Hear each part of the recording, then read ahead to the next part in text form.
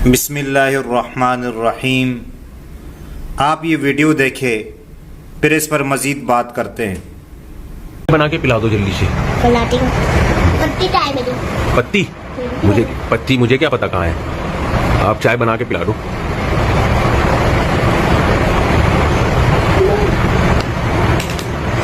ٹلو کا چولہا ہے، گیس نہیں آ رہی، گیس نہیں آ رہی ہے۔ اوہو، یہ والی چاپ پھاٹی ہے، نہیں آ رہی گیس۔ کوئی بات نہیں،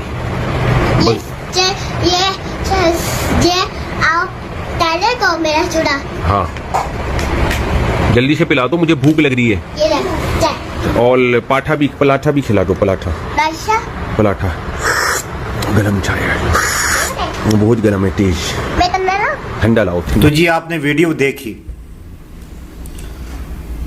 بچی جو ہے یہ ماں باپ سے بہت پیار کرتی ہے،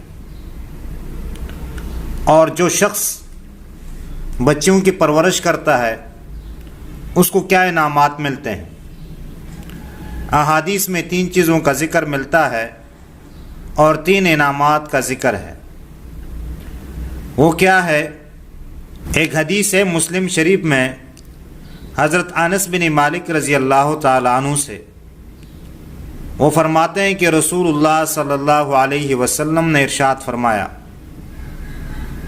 کہ جس شخص نے 2 بچیوں کی پرورش کی یہاں تک کہ وہ بالغ ہو گئی، تو وہ قیامت کے دن اور میں یوں ہوں گے، یعنی ایسے آئیں گے، یعنی بالکل ملے ہوئے ہوں گے جیسے 2 انگلیاں ہیں۔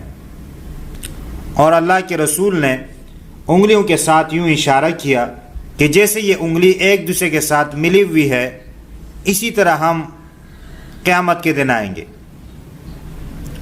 دوسری حدیث ہے جس میں رسول اللہ صلی اللہ علیہ وسلم نے ارشاد فرمایا، یہ ترمذی شریف کی حدیث ہے اور حضرت عائشہ رضی اللہ تعالی عنہ سے مروی ہے۔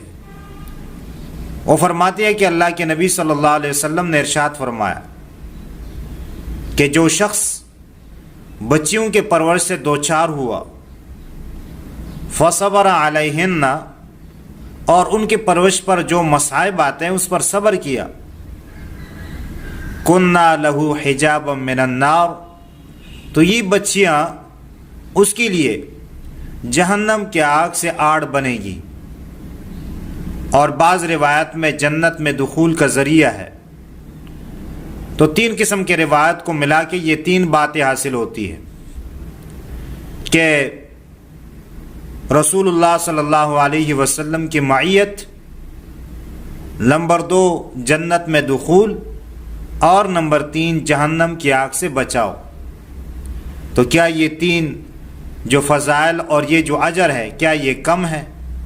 نہیں، بچوں کے پرورش پر اتنے فضائل بیان نہیں ہوئے جتنے فضائل اور اجر کا ذکر رسول اللہ صلی اللہ علیہ وسلم نے بچیوں کے پرورش پر بیان کیے ہیں۔ تو ہمیں چاہیے کہ ہم ان احادیث کو سامنے رکھ کر اپنی بچیوں سے پیار کریں اور ان کی صحیح تربیت کریں اور ان کی پرورش کریں۔ اللہ تعالیٰ سے دعا ہے کہ اللہ تعالیٰ ہمیں دین اسلام سمجھنے اور دین اسلام پر عمل کرنے کی توفیق عطا فرمائے۔ آمین ثم آمین یا رب العالمین۔